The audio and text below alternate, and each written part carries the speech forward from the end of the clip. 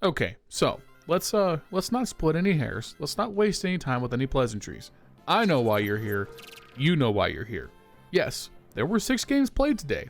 The final day of the second stage of Katowice. The playoffs are now 2 days away. We've decided who the playoff matchups will be. We'll get to all of that.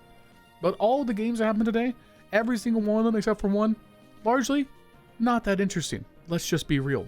But there is one game, there's one match that we will spend a lot of time talking about. And that's Eternal Fire taking on Faze and their incredible 4 overtime epic on Nuke. So we'll take some time. We'll talk about the other games, but we're going to be spending a lot of time on that game specifically. So hopefully you guys enjoy. If you do, make sure you take a second, leave a like, leave a comment down below, and subscribe to the channel if you haven't already, as it helps out immensely in the YouTube algorithm. So thank you for doing it. And before we get started, I would like to thank today's sponsor. That's right, this video is sponsored by Skin Club. They're one of the most popular case opening sites in the scene with over 100 custom cases backed by their provably fair system. You can open cases individually or wager your winnings against other users in case battles, either with players around the world or privately with bots if you want to avoid being smurfed outside of Premiere as well. But wait, there's more. Skin Club runs monthly events with free rewards to earn, free daily cases, and if you don't like what you earned, you can always go for a cheeky little upgrade to get something you do. If you want to play on Skin Club, you can do so at the top link in the description down below and get a 7% deposit bonus when you top off your account with credit card, crypto, or the 5,000 Peach 50 sand dunes in your inventory. Please gamble responsibly and only do so if you are over 18 and live in a country or jurisdiction that doesn't restrict gambling. Gambling can be an addiction, and you should never gamble for the purposes of making profit, only wager what you are comfortable losing. If you or a loved one are suffering from gambling addiction in the US or Canada, you can reach out to 1-800-GAMBLER toll-free to get help. I want you to be safe and healthy always, so seek help if you need it. And thank you to Skin Club for sponsoring this video.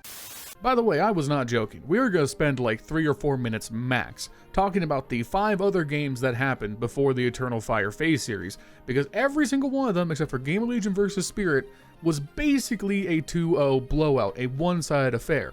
And even with GamerLegion versus Spirit, it was still relatively one-sided. And after so much Counter-Strike coverage over the last handful of days, my brain has turned to pudding. I have no more thoughts left, and I need to save that remaining energy for Nuke in just a few short minutes. So starting things off, we opened up the day with GamerLegion taking on Astralis, where they swiftly eliminated Fraud Astralis in 2 games, 13-7 on Nuke, 13-7 on Mirage. This was an amazing pop-off performance from both Rez and PR. PR especially was thermonuclear on Mirage, dropping 29 kills, 7 deaths, 136 ADR, and a 2.18 rating.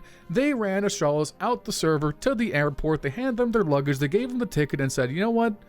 Take it easy, boys. After GamerLegion took care of that, they had to wait to see who they would be playing at the end of Liquid vs Spirit, the other series going on at the same time as theirs. And while Liquid put up a really game fight, especially on the first half of Nuke, where Ultimate was looking incredible to start this game, once Spirit got going, once Donk warmed up into that second half, they never looked back. It was decisive from the second half of Nuke onward, and on Dust 2, Liquid simply stood no chance. They are on a current Dust 2 losing streak, and Spirit are the best Dust 2 team in the world, arguably one of the best Dust 2 teams I have seen in the entirety of the time I've been watching CSGO or CS2. Again, Liquid put up a game fight, Ultimate had a real nice redemption performance individually. NAVI, who had been to that point the best individual player in the tournament, even surpassing Donk, had a terrible series. He could not get a kill to save his life. He ended with a disastrous 23-34 scoreline, and without NAVI's heroic efforts, there was simply no chance for Liquid. And of course, that makes things even worse, as we know Liquid are not going to Cluj-Napoca, so losing here and not making a playoff run at Katowice is seriously going to affect their ratings in the Valve circuit, something we'll save for a video for another time. Those first 2 games, they were elimination games, win or go home. Our next couple of matchups were simply to determine seeding into the playoff bracket. Vitality and Virtus.pro, neither team were worried about going home, but whoever wins jumps straight to the semi-finals. That huge one-day bye can matter a lot for a deep playoff run, and Vitality just ran over Virtus.pro. There's no doubt about it. This was absurdly one-sided on Anubis, even more so on Inferno. In both first halves, Vitality went up 10-2 both times. There was nothing Virtus.pro could do to slow down Vitality, and that's fair. You know, Virtus.pro showed me a lot more than I expected, but Fame and Flamus were in a torture chamber. Icy could not handle the op matchup versus ZywOo. it's just a different class of teams. One thing to note, and this is quite disappointing if you've already seen the news, Flammus's visa was not long enough for him to play all the way through Katowice, which is an absolute damn shame, because Virtus.pro could still do something interesting in the playoffs with their full strength, especially if their individuals popped off. It's an unfortunately kind of funny situation, because on one hand, that means that somewhere along the way, the visa process was just assumed that Virtus.pro wouldn't have been there long enough for it to matter, but really, it's terrible that they have to lose Flammus at this 11th hour like this, because once again, despite my hatred for Electronic as an in-game leader, Virtus.pro has had a good showing at this tournament, I can't lie. After that, in a game that I honestly assumed was going to be an absolute banger, we had NAVI taking on the Mongolz, where NAVI fucking stomped them. Especially on Mirage, a map that both teams played to an excellent level, the Mongolz simply had like negative firepower. Mazzino was 100% missing, Blitz couldn't get any of the impactful frags he normally did as the IGL. The only person holding themselves above water was 910, but even then he couldn't get to a positive rating. Meanwhile, pretty much everyone was shooting on NAVI. Even Alexi B was out there getting multi-kills. This was a team effort. This was the dominant 5-man fortress of NAVI. They really seem to be turning a corner as a team. I'm really excited to see how they do in this upcoming playoff run, especially because they get that bye to the semifinals. And then, right before we get to this Eternal Fire shenanigans coming up, we had GamerLegion taking on Spirit in a must-win game. And at first, I thought this was going to be an equally exciting series. This, in the timeline of the day, followed Eternal Fire versus Faze, and after GamerLegion struck out valiantly to win on Anubis 13-11, I thought that they were actually going to be able to give Spirit a run for their money. They had managed to keep Donk contained, he looked visibly frustrated, and after that win, there was definitely momentum on their side. For one, Rez had a powerful performance to start off the series, really powering through to carry his team to victory, going 23-13 with a 1.44 rating, so many impactful multi-kill rounds in the first half, where he was excellent in his flanking through mid to pinch into B or A. However, these young upstarts in GamerLegion seem to have made the cardinal mistake of triggering the Berserk mode from the final boss in Spirit. The second health bar appeared, the music shifted, and Spirit came back on Ancient looking like a different animal entirely. It was 13-6. It was a lights out, unbelievable CT side where GamerLegion could not do anything to save their lives. Rez, PR, Slend, they were routinely getting shut down before they could find their usual impact, whereas everyone on Spirit who you needed to found their great shots early. Whether it was amazing anchoring from Zontix, Donk continuing to be one of the best mid players on Ancient in the entire world, and Shiro just being unbelievably clutch whenever called upon. And the reality is, and why this was such a blowout, is that after Ancient, we moved to Nuke, arguably Spirit's second best map, where they have been ungodly on their Nuke T-size lately, and they held GamerLegion to just 4 rounds en route to eliminating them after an honestly impressive run from this new put together roster that Ash and ZTR have had to work with. It's no shame to lose to the best team in the world. GamerLegion are one of the few teams so far in 2025 to even take a map off of Team Spirit. So for that, they should be insanely happy with how they've played so far. The future with Rez and PR seems extremely bright, and once again GamerLegion, despite having their best pieces taken from them, have mined and found gold. It's by far the most respectable part about them as a team, and unlike other teams in the world, they have complete faith in their young IGL and continue to work around his system, Mouse. Okay, so, we have everything else out of the way, there's nothing left to do, let's talk about Eternal Fire versus Faze. First things first, Eternal Fire obliterated Faze on Anubis 13-4. Not much more to be said about that. Eternal Fire are the best Anubis team in the world, I am now convinced. I was still on the fence about them or Liquid, but they continue to fry the best teams in the world on it, so I'm just going to go ahead and say EF are the best Anubis team. Until they play each other, we're not really going to have a definitive answer, so I'm just going to stick with Zontares, because I put my life on Zontares' hands, apparently. He's that good. On that note, Kerrigan is one of the best map vetoers of all time. I am kind of shocked he allows Anubis to be first picked. Faze removed Train, I guess just because they're not familiar enough with it. But I would just rather float Train because, Eternal Fire aren't that familiar with it either. So I think you should not be allowing Eternal Fire to just first pick Anubis if you can allow it. That just seems ill-advised. Anyways, I was worried that we were in full disaster mode. Faze were about to get swept. I was about to be real sad when it came to making this video today. But no, This was one of the best nuke games I've ever watched. CSGO, CS2, doesn't matter. This is an all-timer. It should go without saying, you need to go watch this game. If you're here and you haven't watched this game, fuck you, stop it, go watch the game. Like the video first, but then also get fucked, go watch the game. There is no goddamn hell-ass way in any conceivable fashion, even with like a 3-hour runtime, that I can do justice as a commentator to how good this game was. You need to go watch it. You need to go watch it. Like, obviously, just on its surface, 4 overtimes is a crazy number to throw out there in any context. But just to clarify, so that way you guys have an idea of how much that is, 4 overtimes is an entire another game played to the maximum amount of rounds. Almost 50 rounds of Counter-Strike were played.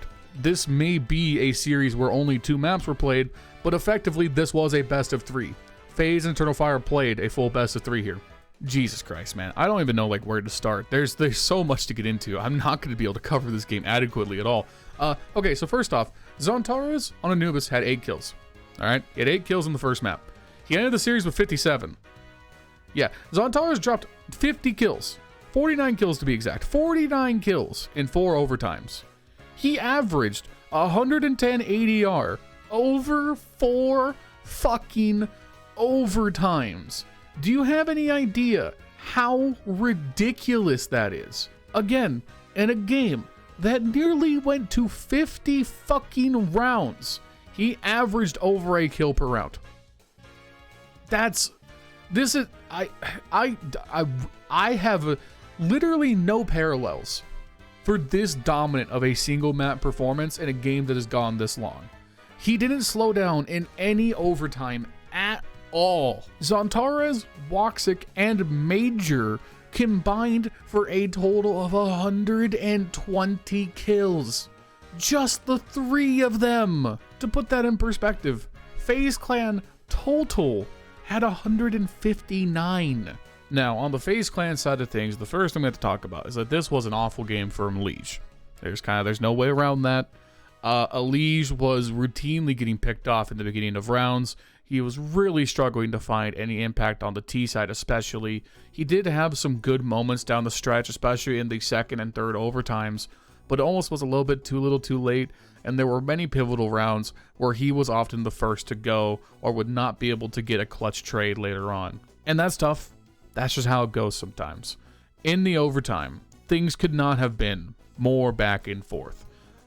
Initially, Eternal Fire battled to get the first match point, 15-14, and even though they had pretty much every advantage going for them in that final round, Woxic got the first pick early on as Faze tried to creep outside. They managed to handle Frozen on the lurk very effectively. They kept the man advantage all the way down to Brokey and Rain in a 2v3 with the bomb down, but Rain and Brokey, they clutched up on opposite sides of the B bomb site. Second overtime, here we come. And now we must also talk more about Brokey specifically, because this was a Brokey masterclass game. Yes, there were still Brokey moments where he missed unreal easy shots. That's the Brokey paradigm. But Brokey was also single-handedly responsible for some of the dumbest fucking clutches I have seen in a match in a while. Like, single-handedly saving FaZe Clan at multiple points, both in regulation and in overtime. This is definitely like the best version of Brokey because he's so exciting to watch, but it also takes years off my goddamn life when he does it, and that's just the paradigm. Like when Brokey's doing shit like this, where back in regulation, scores 10-10, 3v3, Eternal Fire have control of the A bomb site. They're trying to get the bomb down as Brokey flanks through lobby. These shots are just incredible. His patience to wait for the jiggle peaks, unreal. Hits just insane flicks to prevent the bomb from going down. This was a fucking ridiculous clutch. We flash ahead into the second overtime. It's tie game 17-17. Both teams trying to secure match series point here. It comes down to a 3v3 post plant on the B bomb site. Once again, this time Eternal Fire on the T side. And Wox is going to do a hell of a job here at the double doors.